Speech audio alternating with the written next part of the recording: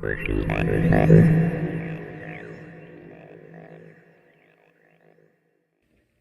Tag, meine Damen und Herren, wie geht es Ihnen?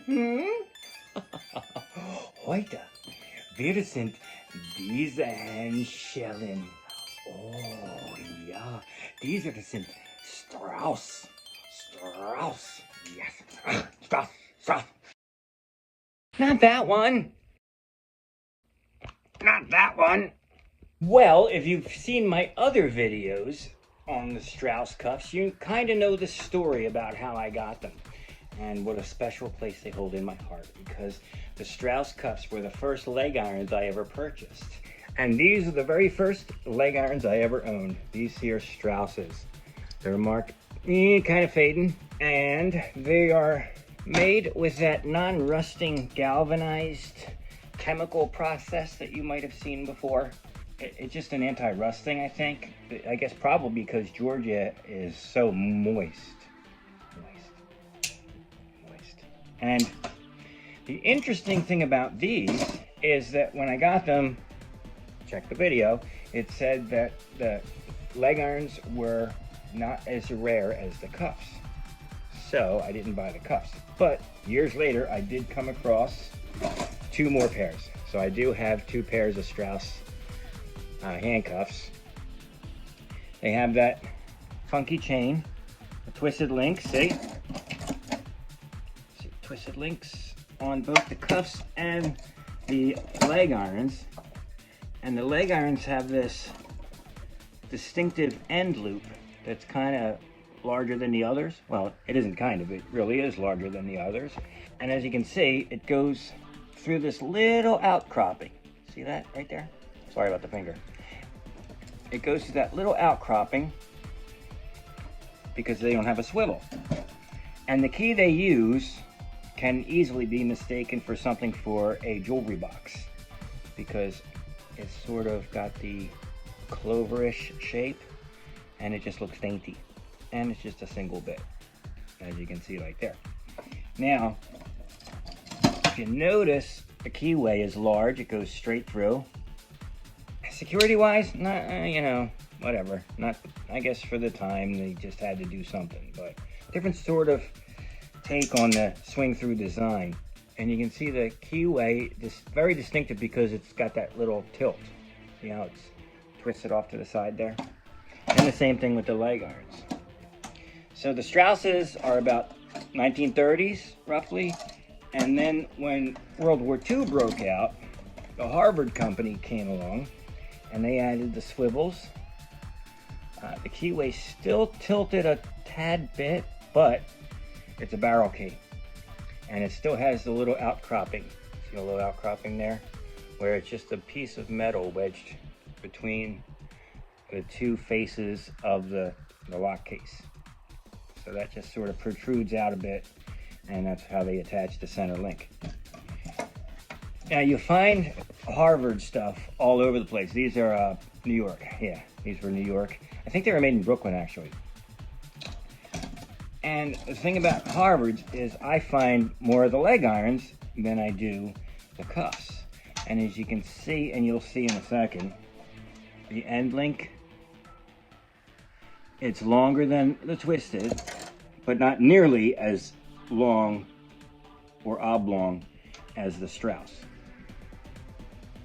And I just have these guys in their own separate drawer because they're really distinctive. There's no mistaking these things when you see them, that they're not, your basic Smith & Wesson or Peerless or anything like that.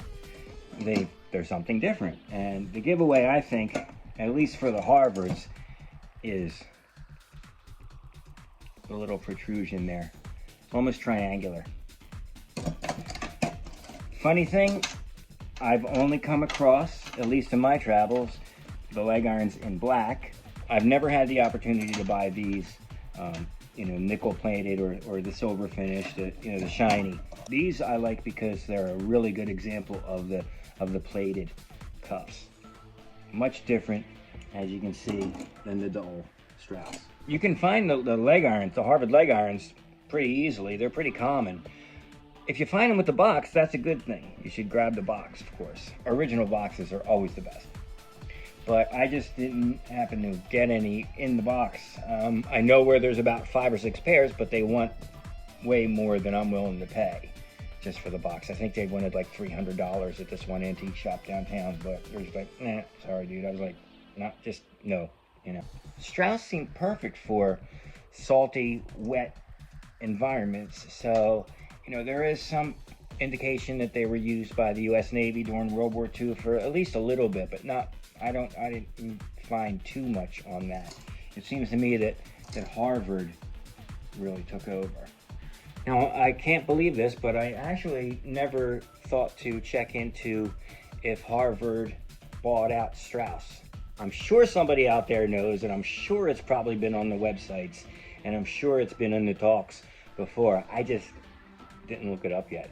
Well, that's it for this edition of Off the Cuff. We still have a bunch of other drawers to go, and a few more surprises in store for you. So I hope you enjoyed it, and please tune in again, and please click subscribe, like, all that stuff. All right, I'll see you next time.